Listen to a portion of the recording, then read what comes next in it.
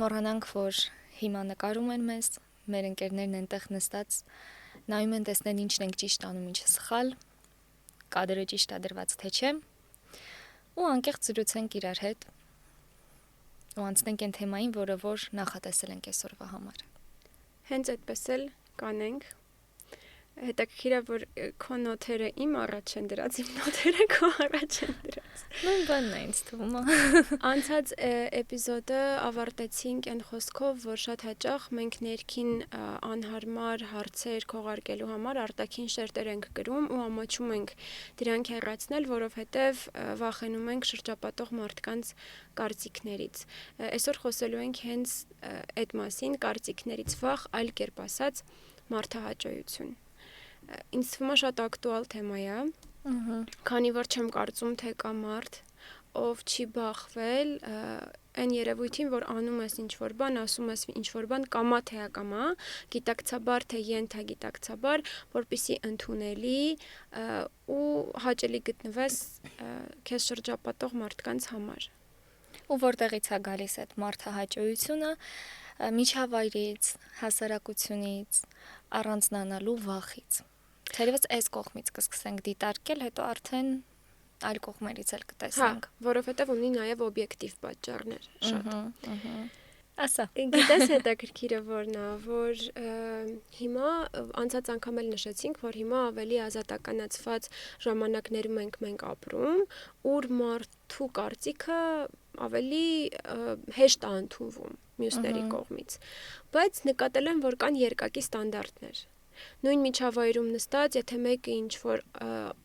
չեմ վախենա այս խոսքից անոմալիկ նորության մասին է խոսում դրական կողմից, մյուսները շատ ավելի բաց են ընդունելու, որպեսզի լինեն առաջադեմ, կամ որովհետև կարծում են, թե առաջադեմ են։ Բայց եթե նույն այդ շրջապատում նստած մի երրորդ անձնավորություն ավելի կոնսերվատիվ, ավելի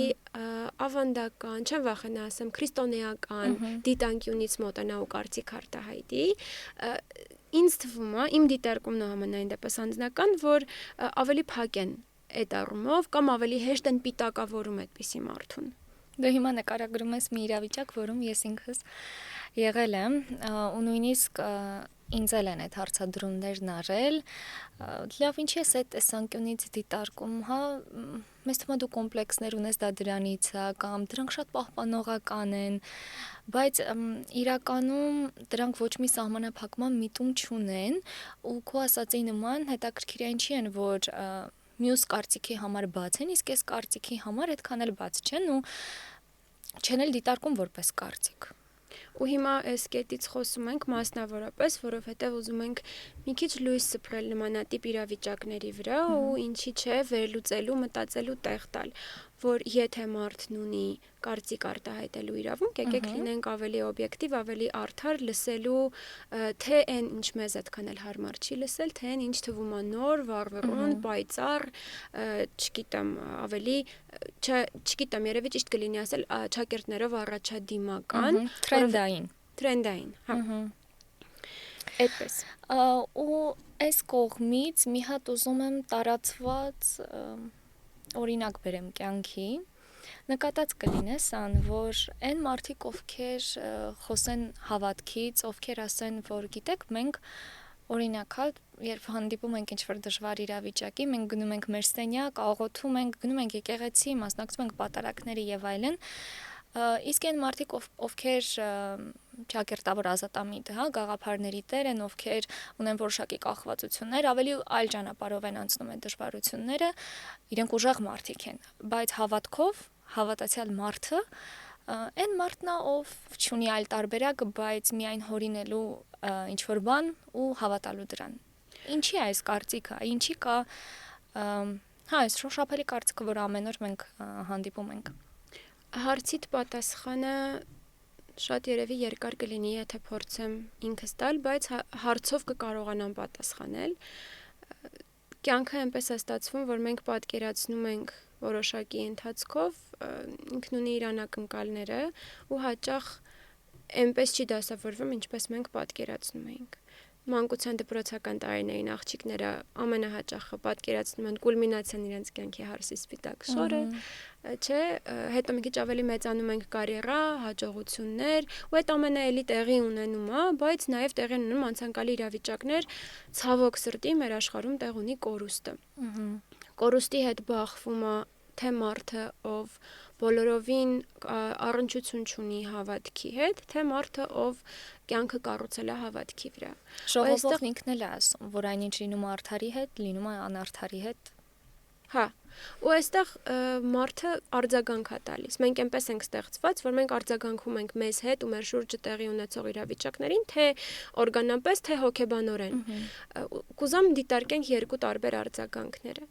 Ու հասկանանք այստեղից եզրահանգում անենք ուժեղի ու թույլի մասին ու թերևս սրանով մի փոքր ինչ-որ կարծրատիպ կոտրենք։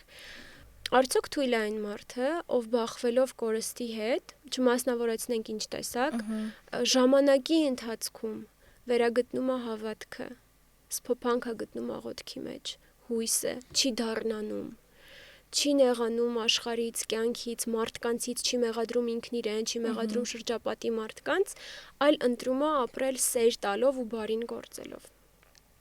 Եվ մյուս կողմից շատ մարդկային ճակատագրեր, որոնք խեղվել են առանց այդ սփոփանքի աղբյուրն ունենալու։ Մարդը ցավի մասշտաբները երբեմն այնքան մեծ են լինում, որ մարդը ի վիճակի չի տանելու դրանք։ Ու սփոփանքը պիտի ինչ-որտեղ սփոփանք գտնի։ Ոմանք հայտնի դասական կախվածությունների մեջ են գտնում սփոփանք, կլինի դա ալկոհոլ, թմրանյութեր, հաճախ հանդիպում են դեպքեր, լսում ես պատմություններ, երբ շատ օրինակելի կյանքով ապրող ինչ-որ մարդ, երիտասարդ, ընտանիք հանկարծ հայտնվում է կյանքի բոլորովին այլ կողմում, որովհետև ինչ-որ դեպք տեղի ունեցավ ու մարդը չդիմացավ այդ ցավին։ Հուսամ մեղադրական չի հնչում բոլորովին, ասածս որն է, որ չպիտակավորենք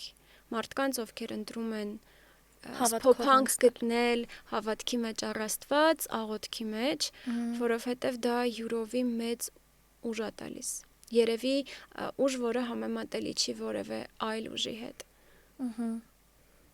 Դե հիմա այս նույն հարցը ձեզ էլ ենք տալիս, դուք ասեք, եթե այդպես պիտակավորենք ուժեղ ու թույլ ասելով, ով ավելի ուժեղ, այն մարդը, ով էս ամեն ինչի մեջ մեկը շարունակում է սիրել ու սեր տալ, թե այն մարդը, ով որոշում է փակվել աշխարհից, նույնիսկ իր հարազատ ու մոտիկ մարդկանցից։ Մինչև կանցնենք մեկ այլ թույլ ուժեղի համեմատական տարվող պատմության, ես կուզեի նաև մարդահաճությունը տանեինք սիրո օրինակի մեջ, սեր տալու օրինակի մեջ ու տեսնենք կա արդյոք իրավիճակ, երբ որ քեզ թվում է դու սիրում ես մարդուն, քեզ թվում է թե դու լավ վերաբերմունք ես տալիս, բայց իրականում դա մարդահաճույություն է, երբ որ գնում ես ու քննում ես քո սիրտը, հասկանում ես, որ դու դա անում ես ուշադրության համար, շնորհակալություն ստանալու համար, վերաբերմունք ստանալու համար, քո ասած միայն թե չասեն թեյի համար։ Ըստ իս, եթե խորը վերլուծենք, շատ քայլեր, որ մենք անում ենք, թվում է թե դիմացինի համար, իրականում անում ենք ինքներս մեզ համար։ Անում ենք, որպեսզի բարի անուն ստեղծենք մեզ համար։ Անում ենք, որպեսզի լավ տպավորություն ստեղծենք մեր մասին, շրջապատ ձեռք բերենք, շրջապատ պահպանենք,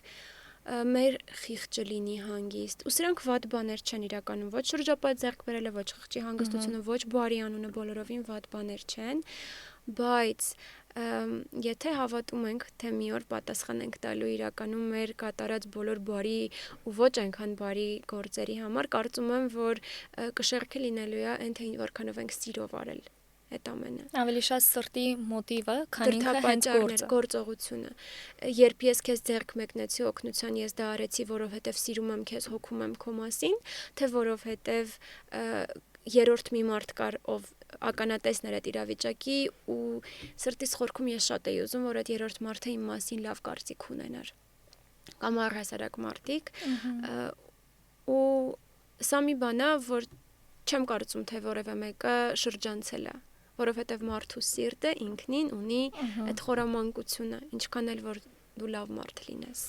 անետ խոսքը կհիշես, որ ասում եմ մի վստահիր քո սրտին, քո հասկացողությանը մի վստահիր, հետաքրքիր է, չէ։ Չի ասում մարդուն, ասում է սրտիդ մի վստահիր։ Երբեմն մեզ թվում է, թե մեր սիրտը այնքան ճիշտ գիտի ամեն ինչ, ճիշտ առաջնորդություն կտա, բայց երբ որ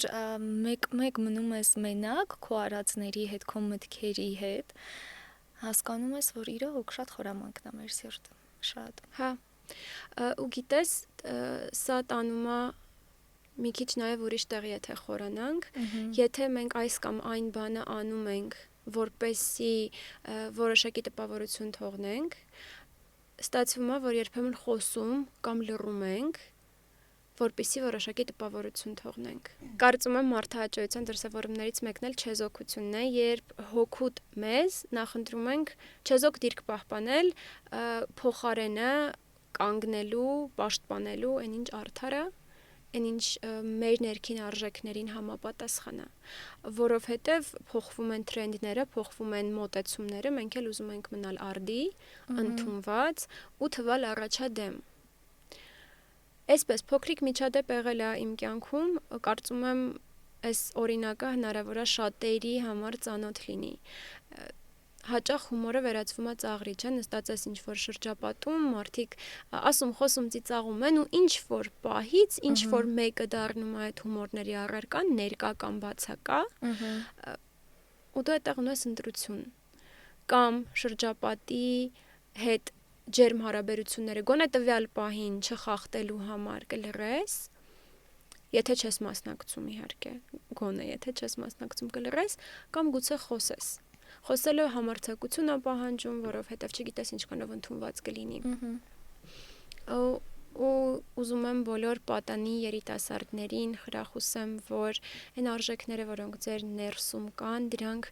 չզոհեք հանուն մարդկանց հաճելի լինելու։ Իհարկե ամեն ինչն անելուն էլ գեղեցիկ ձև կա, մենք չենք խրախուսում վեճ, կռիվ, կամ հակառակություն, անհամաձայնություններ, բայց եթե գիտենք, որ մի բանը բարի է, արդար է, ոնց չանենք։ Եկեք չլռենք։ Չլռելուց խոսելով պատմության մի դրվագ հիշեցի, որը կարծում եմ քեզ քաչ ծանոթ է։ Այ որ պատմական կերպարն էր, որ ընտրեց լռել ու մասնակից լինել շատ կարևոր միջադեպի։ Իհարկե, խոսքը Պիղատոսի մասին է։ Ավագ ուրբաթ, զատիկ ու բոլորիս հեռուստաէկրաններին Քրիստոսի խաչելությունն է։ Ու շատ ծանոթ է մեզ այն տեսարանը, երբ որ Պիղատոսն ասում է ես ձեռքերս լվանում եմ, ու հետաքրքիր է, որ իր խոսքի համաձայն ժեստ է անում, լվանում է իր ձեռքերը։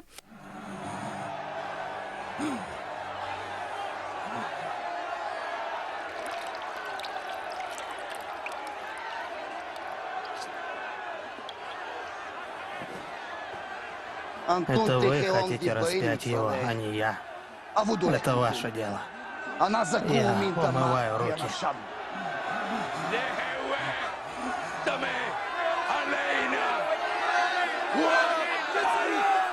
Ու դրանից առաջ կարևոր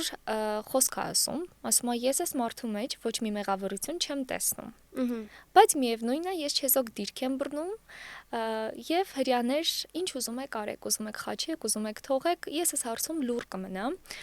Ու հետաքրքիր է, որ իրականում դժվար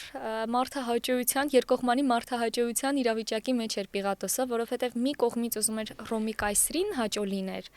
որովհետև ըստ հռոմեական օրենքի չէր կարելի անմեղ մարդու որպես հանցագործ խաչել։ Մյուս կողմից ուզում էր հрьяաներին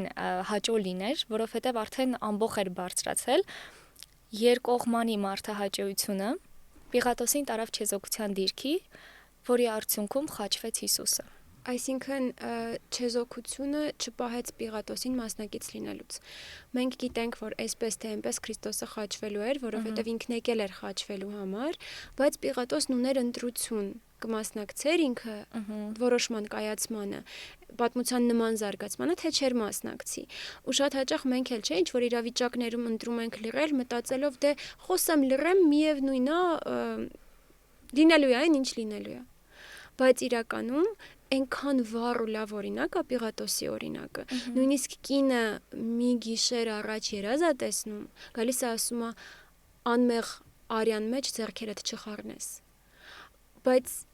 ինքը միևնույն է լուր համաձայնություն է տալիս ու շատ բաների մենք լուր համաձայնություն ենք տալիս կարծելով թե եթե լրեցինք մենք ձեռնպահ ենք մենք մաքուր ենք Մասնակից չեղանք այդ ամեն ինչին։ կարևորը ամբողին դեմ չգնացինք չհակառակվեցինք ու մեզ համար անհարմարավետ իրավիճակ չստեղծեցինք Բայց իրականում Պիղատոսի նման շատ բաներ խաչը հանեցինք։ Խաչը հանեցինք մեր արժանապատվությունը, խաչը հանեցինք մեր ինքնությունը։ Արժեքները, որոնցից խոսում էինք նախորդ էպիզոդի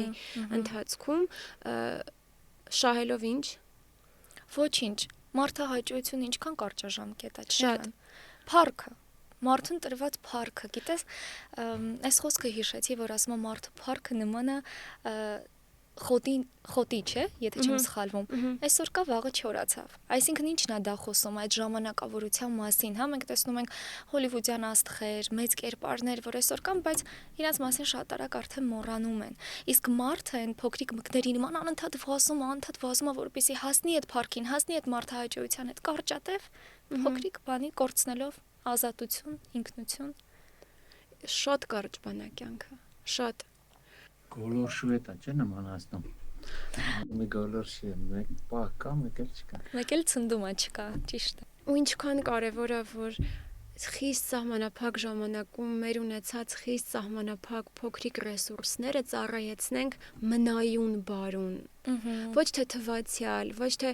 փայլող ինչ որ բանին, որ թվում է ոսկի, բայց ոսկի չի իրականում, այլ իրական արժեքին ծառայեցնենք, որը մեր սրտի մաքուր դրդապատճառներից, ոչ թե մարդահաճույությունից արված քայլերն են, որը մեր իրական համոզմունքներից դրդված։ Գիտես, համոզմունքդ լինի սխալ թե ճիշտ, մեկ այլ բան է, երբ որ դու իսկապես հավատալով ինչ որ բանի, համոզված լինելով ինչ որ բանի մեջ քայլ ես անում, բան ես ասում, մեկ այլ բան է, երբ դու դա անում ես վախից, որ քեզ կմերժեն, չեն ընդունի կամ փառատեն չլինելու ցանկությունից դրդված, որովհետև ուզում ես վայելես այդ ընդունված լինելը, վայելես, չգիտեմ, փառքը, մի խոսքով ասված։ Գիտես նոր ինչ պատկերացրեցի, չգիտեմ այս օրինակ ինչքան կհամապատասխանի թե չէ, պատկերացրեցի վազող մարդ, այդ փառքը սունդուկի նման, ձեռքը վազում է, բայց մեկ էլ հասնում այդտեղ տեսնում է իր ձեռքը չի, որտեվ հետևում հա ինչ որ մեկ այլ մեկի ձեռքներ, ու այդպես մարդիկ իրար փոխանցելով գնում են ու վերջում ունում են դատարկ ունայն առանց որևիցե բանի։ Շատ համաձայն եմ քեզ հետ, որ պետքա ներդրվել մի բանի մեջ, որը մնայուն է, ու դա քեզ էլ է ինչ որ բան տալիս։ Դա քեզ դատարկության ու նայնության տեղ չի տանում։ Օրինակդ շատ հավանեցի, պահա, հա, որ մարդը վազում է, իրեն թվում է, թե հեսա սա ձեռքը ինչ որտեղ է հասնելու, հանկարծ ձեռքում չի։ Իսկապես շատ իրական օրինակ է, շատ կյանքին առնչվող օրինակ է, ու կարծում եմ դա էլ պատճառներից մեկն է, թե ինչու են մարդիկ ընդհատում իրենց կյանքը, որովհետև մի պատկերացրու մի բանի մեջ ներդրվես, կյանք, ժամանակ, ռեսուրսներ, առողջություն, երիտասարդություն, ու հասկանաս, որ դա փուչ էր, որ քո ձեռքից դա տարավ հաջորդ քեզնից ավելի երիտասարդը, քեզնից ավելի ուժեղը, ում ձեռքից էլ կտանի իրենից ավելի լավ մեկը։ Ու երևի մարդիկ չգտնելով շատերը պատճառ մնայուն, արժեքավոր, ծանրակշիռ պատճառ ապրելու տարբեր ձևերով խորտակում են իրենց կյանքը։ Լավ, անես տխուր նոտայից անցում անենք մի քանի երիտասարդների, խոսքս Դանիելի, Սեդրակի, Միսակի ու Աբեդնագովի մասին է։ Կարդացեք Իսրայելի պատմությունը, կարդացեք Աստվածաշունչ ու կիմանաք ովքեր են այս երիտասարդները, շատ պատվով երիտասարդներ, իրենց խոսքի տեր երիտասարդներ։ Ու ես շատ եմ ուզում, որ մեր երիտասարդները օրինակ վերցնեն իրենցից, որովհետև այն էլ այս ժամանակաշրջանում, երբ ամեն ինչ ամեն օր փոփոխվում է, երբ ամեն օր մի նոր տրենդ է ստեղծվում աշխարհում, որը նոր արժեհամակարգ է ձևավորում մարդու մեջ եւ այլն, այդ ամեն ինչի հետ մնալ սկզբունքներին, մնալ քո անձին, քո էությանը հավատարիմ շատ դժվար բան է։ Բայց այս երիտասարդները սովորեցնում են դա անել ու ոնց։ Ան գիտես ինչն է այն մեջ տպավորվել, որ առաջին բանը, որ արեցին, երևի չպատմեցի էլ պատմությունը, Իսրայելը գերության մեջ էր, Բաբիլոնի տիրապետության տակ էր, Նաբուգոդոնոսոր թագավորի, ու այս երիտասարդները լինելով գերի թշնամի երկրում, որոշում են կայացնում, որ իրենք զերծ են մնալու այդ թշնամու առաջարկած վայելքներից։ Իմիջիայլոց իրենց ընտրել էին, որտեվ իրենք թե արտաքնապես էին առանձնանում, թե խելքով էին առանձնանում, դրա համար էլ հայտնվել էին թագավորական պալատում։ Ու այդ գերության մեջ քո խոսքը կրկնեմ, իրենք ավելի ազատ էին։ Ոչ թե չընտրեցին այդ վայելքներով կյանքը, որովհետև ուզում էին, բայց չէին կարող, այլ իրապես իրենց սրտում ունեին սկզբունք, որ իրենք չեն խոնարհվելու թշնամու առաջարկած ճոխությունների առաջ։ Շատ պատվով տղաներ են։ Լավ, դու շարունակի։ Ուղղակի այստեղ ընդգծելու արժանի կետա, որ շատերս ազատության մեջ գերի ենք ինչ-որ հակումների, ինչ-որ մարդկային ամբիցիաների ու ձգտումների, մինչդեռ այս մարդիկ գերության մեջ ավելի ազատ էին իրենց որոշումներում, որովհետև չկար վախի գործոնը։ Իրոք շատ հետաքրքիր ու ուսումնասիրության արժանի պատմությունն է, թե պատմությունը ինչպեսի զարգացում է ստանում, դա կթողնենք, որ ամեն մեկը եթե հետաքրքիր է ուսումնասիրի։ Բայց ամենակարևոր պահը չմոռանանք ասենք, որ Նաբուկոդոնոսորը ոսկե արձան է կառուցում ու բոլոր իր քաղաքացիներին, այդ ժամանակ արդեն քաղաքացիներ չէին, եւ գերիներին ասում է ծնկի իջեք այս արձանի առաջ։ Դե պարզ է, չէ, որ մեր երիտասարդները այստեղ էլ չեն գնում կոմպրոմիսի եւ ասում են բացառվում անունով էլ դիմում են Նաբուկոդոնոսոր, մենք չենք խոնարհվելու քո կառուցած արձանի առաջ։ Ու իրապես կյանքի յուրաքանչյուր որոշման մեջ դու ինչ որ բանի առաջ խոնարհվում ես։ Սա իհարկե ուղիղ իմաստով չի հասկանանք։ Խոնարհվել, կոմպրոմիսի գնալ, քոնը թողնել, հանուն ինչ որ մեկ այլ ոչ այդքան արժեքավոր բանի։ Մի լավ խոսք կա։ Ասում եմ, երբ դու այո ես ասում ինչ որ բանի, մեկ այլ բանի հենց այդ պահին ասացիր ոչ։ Պիտի լավ ծանր ու թեթև անես։ Արժի ասել այո, այս ինչ բանին եւ ոչ այս մյուս բանին։ Ինչի արժև արժի խոնարհվել, որովհետեւ ինչքան էլ հատկապես մենք հայերս սիրում ենք ասել ես չեմ խոնարհվում, ես ծունկ չեմ ծալում, ես չգիտեմ, գլուխ չեմ խոնարհում առհասարակ որևէ բանի առաջ, անում ենք։ Լինի դա բացահայտ, թե ոչ այնքան։ Մարդահաճոյությունը իրականում մենք խոսեցինք բացասական երևույթ, բացասական հետևանքներ ունեցող երևույթ է, բայց ունի նաև օբյեկտիվ պատճառներ։ Ու չեմ ուզում զանց անենք այդ օբյեկտիվ պատճառները։ Մարդը ստեղծված է այնպես, որ ունի բնական ու նորմալ ու սիրուն կարիք լինելու սիրված ու ընդունված, ունենալու պատկանելիության զգացողություն։ Սա նորմալ է, բոլորիս համար նորմալ է, ու ես չեմ հավատա, եթե մեկը ասի ինձ միևնույն է։ Գուցե դու քո մեջ փակվել ես ու քեզ միևնույն է, բայց իրականում ինչ որ անկյունում միևնույն է այդ կարիքը ապրում է։ Ու դրանից դրդված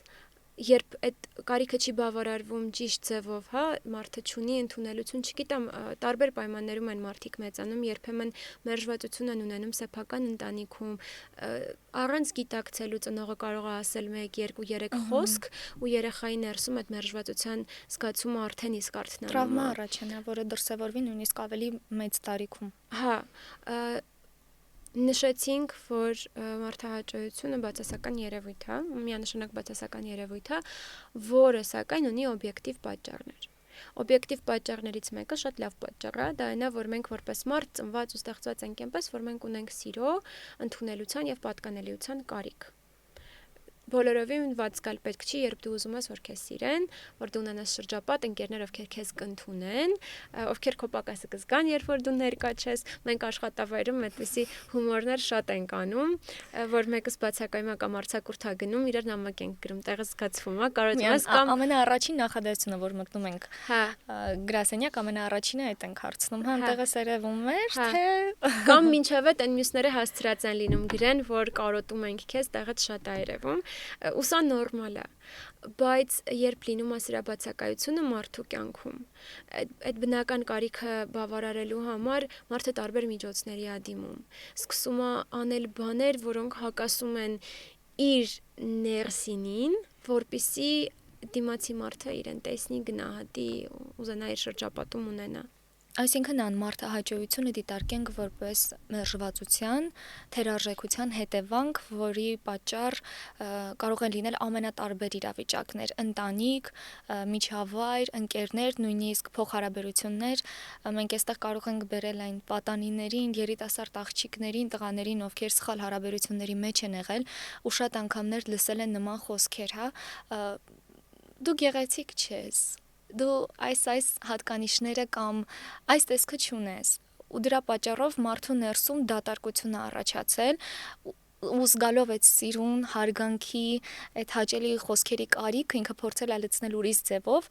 ու դա արտահայտվել է նրանով, որ միգուցե նույնիսկ 30-31 տարեկանում ինքը հնարավորինս փորձում է ամեն ինչ, որ ճիշտ տպավորություն թողնի իր գործատուի վրա, որովհետև 17 տարեկանում, ենթադրենք, մի տղա գիտակցաբար թե անգիտակցաբար անընդհատ դատարկել է այդ տեղը ոչ միայն չի լցրել, այլ դատարկել է անընդհատ ու պարտադիր չի որ ուղիղ խոսքերով լինի։ Այն որ կարող են վերցնել ու քեզ համեմատել մեկ ուրիշի հետ։ Համեմատությունը շատ անուղղակիորեն դա կարող է լինել։ Նորից պարտադիր չի որ մարդը չուզենա լավ տպավորություն թողնել, դա լավ բան է։ Բարի անունը լավ բան է, բայց երբ դու դրան դառնում ես գերի, ու քո բոլոր գործողությունները կամ դրանց մեծ մասը ուղղորդված է այդ քո ներքին ձգտումով, դա արդեն ոնց որ հավասարակշռությունը խախտում է։ Մի օր կարող ես լավ տրամադրությամբ լինել, որովհետև լավ մեկնաբանություններ է ստացել քո հասցեին, վստահ եմ շատ վառ օրինակ, իրականում սրա մեջ ես ինքս էլ եմ եղել վաղ տարիքում, երբ որ կարդում ես մեկնաբանություններ քո լուսանկարի տակ, քո հոլովակի տակ եւ այլն, ու լավ մեկնաբանությունների դեպքում լավ տրամադրություն, վատ խոսքերի ինչու՞ չէ նաև առողջ դիտողությունների դեպքում տրամադրության անկում դա խոսում է նրա մասին, որ քո օրը, քո տրամադրությունը կախված է որոշակի կարծիքներից։ Ուրեմն այս դեպքում ես խորհուրդ եմ տալիս առանձնանալ քո ներսի հետ, հասկանալ ինչն է այնտեղ պակաս ու ինչի է պակաս։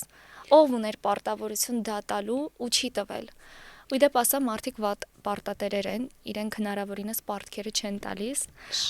Շատ ճիշտ բան ես ասում։ Դու հասկանում ես ես ուր եմ տանում։ Հա։ Շատ ճիշտ բան ես ասում։ Այսպիսի բան, մենք խոսեցինք խնդրից, բայց խնդրից կարող են խոսել բոլորը։ Վստահ եմ շատ խորը, խելացի, լավ մարդիկ կան, ովքեր լավ էլ գիտեն այս երևույթի մասին, լավ էլ բախվել են, առնչվել են, տեսել են, չեն հավանում, բայց այլ բան է խնդրից խոսելը, այլ բան է լուծում առաջարկելը։ Ինչ լուծում կարող ենք առաջարկել։ Հոգեբանությունը առաջարկում է իր լուծումը, որը ես գոնե պիտակում եմ այս վերջերս որպես ինքդ քո հանդեպ սիրո պանդեմիա, self-love ասվածը։ Ես ինքս շատ գնահատում եմ հոգեբանություն ասվածը, կարծում եմ, որ մարդը դրա կարիքը ունենում է պարբերաբար, որովհետև մենք ոչ թե միայն ֆիզիկապես մարմին ենք, ով ունի առողջության, չգիտեմ, բժշկի ինչ-որ երբեմն դեղորայքի կարիք, երբ ինչ-որ գանգատես ունենում, եւ ոչ էլ միայն հոգի ենք։ Մենք նաեւ ունենք հույզեր, ունենք կամք, մտքեր, որոնց հետ էլ աշխատում է հոգեբանությունը։ Ու ամենակարևորը կներես, որովհետև շունչը շատ կարևոր դեր է խաղում մարդու կյանքում, շնչի վնասված շնչի հետևանքով կարան նույնիսկ մարդու առողջությունը սկսի կործանվել նույնիսկ։ Հա, ու երբ ասում ենք շունչ, մասնավորեցնենք, որ հենց դրա մասին ենք խոսում, միտք կամ հույզեր։ Հոգեբանությունը առաջարկում է լուծում, սեր ինքդ քո հանդեպ։ Ու սա լավ բան է, որովհետև յուրաքանչյուր մարդ պիտի առողջ ու բալանսավորված ձևով ընդունի ու սիրի իրեն, դու իրոք սիրո արժանի ես։ Եթե ծայրահեղության մեջ չենք տանում, սա լավ լուծում է, բայց սովորաբար մարդը ով փնտրում է լուծում, ով փնտրում է բժիշկ, որովհետև ինչ որ պահ գալիս է, որ դու ինքդ էլ կարող ես այնքան ճնշվել ու այնքան ծանր կարող է քո համար դառնալ մարդահաճոյության երևույթը, որ դու ուզում ես ուղղակի դուրս գաս այդտեղից։ Քեզ փրկության օղակ է պետք, ինչ գույն է լինի այդ օղակը, ինչ ամրության է լինի այդ օղակը, քեզ այդ օղակը պետք է։ Ու երբ քեզ նետում են ինքդ քո հանդեպ սիրո այդ փրկողակը, դու դա տեսնում ես որպես միակ լուծում։ Ինչ որ ժամանակ դա կարող է շատ լավ ծառայել որպես լուծում քեզ հանելու այս մյուս խնդրից, որի մասին խոսում էինք, բայց երկարաժամկետ կտրվածքով տանելու է մեկ այլ խնդրի մեջ է գցելու, որովհետև այն մարդը, ով բացառապես ինքն իրեն է սիրում, դառնում է եսակենտրոն։ Իսկ եսակենտրոն մարդը որպես կանոն չի կարողանում վայելել իրական ջերմ նվիրված հարաբերությունների քաղցրությունը, որովհետև ընկերությունը ենթադրում է փոխադարձ նվիրում։ Այո, դու խոցելի ես լինում, այո, կա միշտ վտանգ, որ քեզ կցավեցնեն, բայց նաև կա այդ քաղցրությունը ընտանիքի, ընկերության եւ այլն։ Ուզում եմ այստեղ հավելել, որ այդ եսակենտրոնության պատճառով մարդիկ ինչքան են փակվում ու քո ասած ինչ որ արհեստական պատեր են ստեղծվում, դիմակներ, որոնք ամեն անգամ կրում են տանից դուրս գալուց, մի խոսք կա, չէ, որ ասում է կատարյալ սիրո մեջ վախ չկա։ Մենք իհարկե կգնանք հիմա դրան, թե որն է այդ կատարյալ սերը, բայց իրապես որ այսպես նայում եմ, ինչ հաճելի է կյանքը վայելել առանց վախերի։ Ինձ կվիրավորեն, կիմանան իմ ներսում ինչ կա։ Ու դրան զուգահեռ դու ազատ ես, դու այնքան ներդաշնակ ու այնքան հաշտ ես քեզ հետ, որ անկախ ամեն ինչից ինչ է կատարվում դրսում, ինչ փոթորիկ էլ որ լինի, դու հանգիստ ու խաղաղ ես քո ներսում։ Իսկ արդյոք դա իրագործելի բան է։ Որն է լուծումը, որն է իսկապես այս բոլոր ծայրահեղություններից ու խնդիրներից դուրս գալու ու ներդաշնակության, ազատության, խաղաղության կետը գտնելու լուծումը, եւ արդյոք այդպիսի լուծում կա։